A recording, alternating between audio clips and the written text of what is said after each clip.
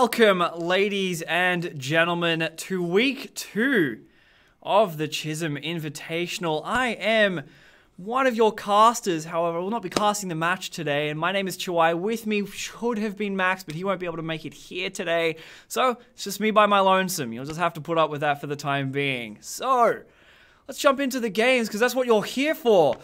Let's just do a little bit of update on the pools, however, because it is week 2, we'll update you on the pools of last week. So looking at pool 1, both Trinity Blue and St. Columban's Gold unfortunately lost their matches to St. Francis College 2 and St. Columban's Black, both sitting at 1-1, 0-1, 0-1, 1-0, respectfully. Pool 3 is STMC Black, Chisholm Green, St. Francis College 1 and Trinity Red. St. Francis College 1 and STMC Black both won their matches that week. Pool 4, STMC Gold, SPCC Free Jungle, Aquinas AQ, and Macaulay College. Aquinas AQ and STMC Gold both won their matches there.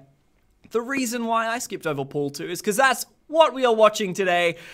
In Pool 2, we have Chisholm Maroons, St. Eugene Spirits, St. Columban's Balloon, and Aquinas UIF. And for the match this afternoon, we are watching St. Eugene Spirits and Aquinas UIF, who both lost their match last week. So we'll see who can come ahead this round and possibly pick up a W here. So let's break into the teams themselves, starting with St. Eugene Spirits. We have Quasi. These names may be pronounced incorrectly. Please bear with me. We have Breadiest Boy, great name, Bexar, Thunder X24, and Cat Speed 1.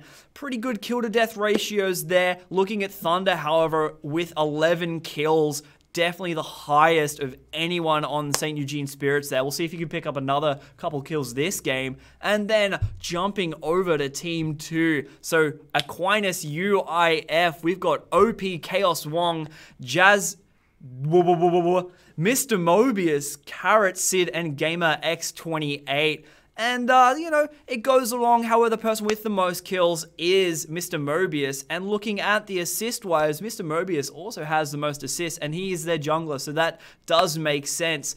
Well, I mean, looking at both teams, they have a lot of kills, they have a lot of assists. However, just due to the fact that they lost last week, the main statistic that all of them do have are the deaths, unfortunately. So we'll see who can come out ahead in this match. And as this bracket tends to be, you know, for newer teams, you know, people make mistakes every now and then. But again, when you have 2 teams that have lost, we do need 1 victor. So we'll see who can pull ahead with that.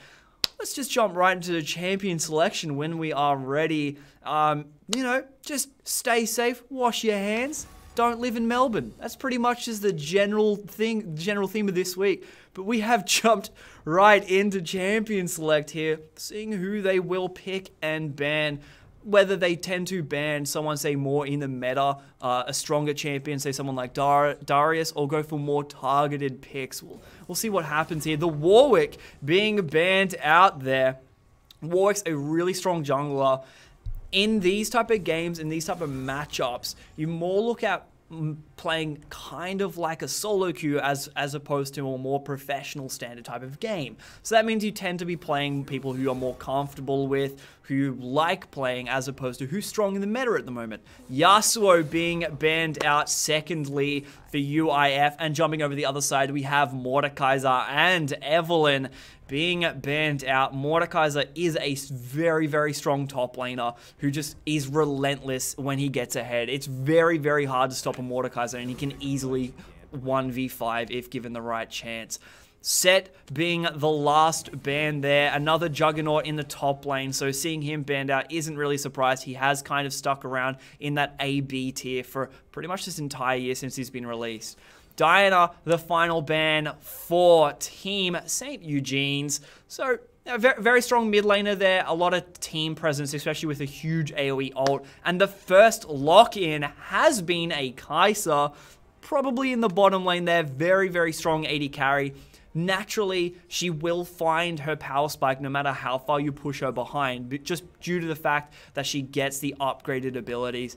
Amumu being grabbed, probably looking like it will go in the jungle there. We will see. I mean, feel free to surprise me, but it wouldn't even surprise me if you saw that as an Amumu as a support. Does have a lot of stuns, probably wouldn't recommend it, but it's something you could do.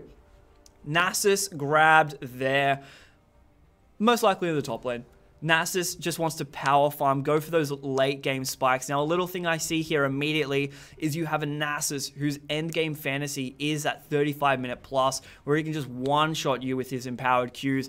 But however, on the other side, you do have the Kai'Sa, who will naturally ramp up as well. Speaking about ramping up, and Anivia has been locked in, someone who gradually just gets stronger and stronger as the game progresses, being able to wall off. A lot of map control there, stops a lot of the sieging potential that might come out from the other side. Graves being locked in as the jungler for UIF there. Overall, just a really strong jungler, able to invade, take objectives quite early. And Sylas being grabbed. Now, Sylas is an interesting choice. Sylas is very dependent on the enemy team's abilities. And at the moment, I don't see too many abilities that Sylas would really want to copy. So we'll see how that plays out there. Another ban coming from UIF, which, well, I mean, another two, which is the Pyke and the Jinx targeting the bot lane. Pyke, assassin support, don't know who thought of that. It scares me. And Lulu and Kayle both being banned out on the side of St. Eugene Spirits. Caitlyn being grabbed for St. Eugene. So, talking about that sieging potential that Anivia could potentially disrupt, Caitlyn is great at it, able to keep her range. And she does have a solid front line to keep her safe as well. And the man of the hour, Darius, someone who can also 1v5 an entire team if left unchecked, has been locked in. And then a Lux as well. It could go either way, I see here. Anivia could jump down to the support, or the Lux could go down to the support. Lux makes more sense as the support laner there, but we will see. And then, on the other side, Leona locked in for the support. Leona, Caitlyn, really strong lane, able to hold anyone down. They have a lot of CC, being very safe as well. Interesting matchup here will be the top lane. Nasus versus Darius. I think this is where the game will kind of swing. If Nasus gets bullied out of lane by Darius, and Darius is just going to be able to do whatever he wants, Nasus won't be able to get any farm, and he'll just basically be useless from that mid game on, because he's going to have to just be in the top lane consistently. And if his TP is down, it means he's not going to be able to help with team fights. However, Darius, just a lot of mobility, especially with the updated Ghost, being able to give you more movement speed based on if you picked up a kill, a takedown, just increased his mobility tenfold. However, they are looking at the team of St. Eugene. They also aren't the squishiest team either. Really, the only squishy person there would be Caitlyn, since Sylas is able to find his own tankiness through items and through healing. So we'll see how that plays out there. Looking at the teams, you definitely have a more conventional team on the side of St. Eugene's, and you're doing a little bit funky on the side of Aquinas there. I mean, I like Anivia and I like Kai'Sa. Very late game scaled. And then looking at St. Eugene's there, they're like more mid game power spike. You really want one of that first items on Caitlyn before she kind of hits her peak. But I mean, I have to give it over to St. Eugene's. The only reason I wouldn't would just be that Nasus in the top lane. It's so dependent on you just getting farm. And if he gets bullied out of lane, unfortunately, that might be the end of it. But we'll see if he can persevere and push through. But, I mean, that's about it. The Anivia counters the Caitlyn really well. The Kai'Sa, if just Caitlyn and Leona just don't manage to dive her, since she is shorter ranged as an AD carry, she might possibly get caught there due to a Leona engage. But you do have a second mid laner. If worst comes to worst, Lux can just pick up a death cap and just start one-shotting full. So, again, it fluctuates on either sides. Looking at Graves compared to a Mumu, the Graves can easily early take a lot of objectives just due to the fact he does have residual tankiness that comes out of his abilities. And a Mumu There has been some weird Amumu builds that I've seen recently that you play Conqueror Amumu and essentially you just heal a lot. We'll see if that comes through today. A bit of a meme build. But I mean, it does work. It just requires a lot of items. It requires you to get to that mid game where you are able to pick up those item spikes. But once you do, it might work. I mean, I'm willing to see it if he's willing to play it. So, and then also looking at the mid lane there, the Sylas versus the Anivia. The Sylas ults, I don't see them being too beneficial. You definitely do have Graves and Lux to act as execution abilities, and Darius per se, but there's nothing really huge. You don't have those huge AoE ults, so you want to grab a Sylas like a Lulu ult or a Nico ult. These huge abilities that can be awfully just destructive on the enemy team. If Amumu was the jungler for UIF, sure, Sylas, amazing pick. But even taking the ult away from Sylas, still a really strong pick if you can play him correctly, if you can bully the Anivia out of lane. However, Anivia is going to be playing at a really, really far away. She does have a lot of range. And once 6 hits, it's going to be very hard to push that tower in, and she's just going to be able to clear it pretty much instantly. But with that, I mean, we're going to jump right into the game. I'll see you after the game there. We'll wait for Champion Select to load in. And that's it. So, again, I've been Shuai. I'll see you after this game and stay around.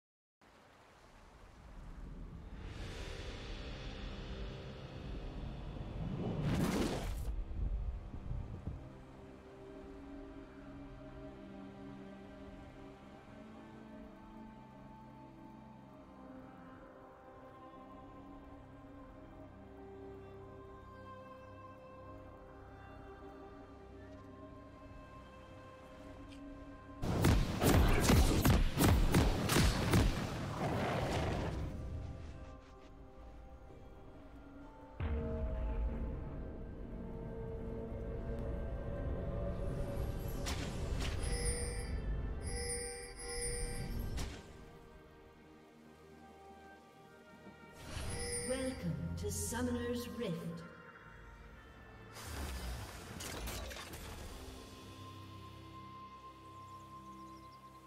"30 seconds until minions spawn.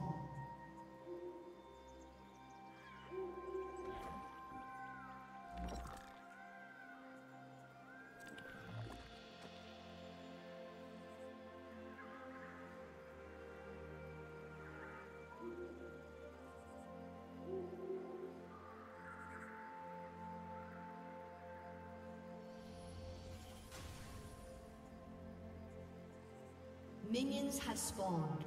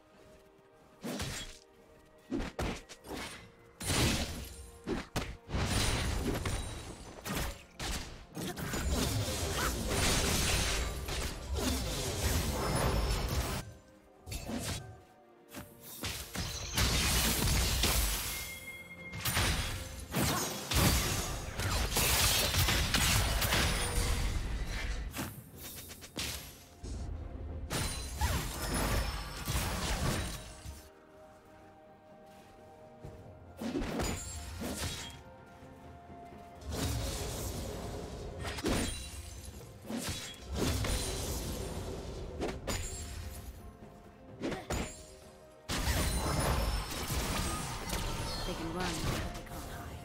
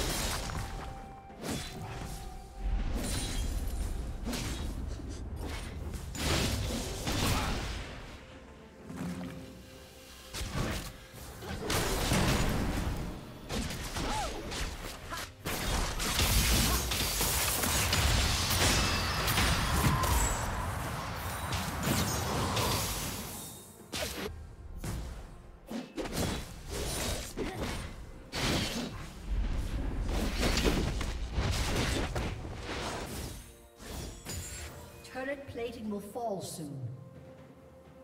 Blue team's turret has been destroyed.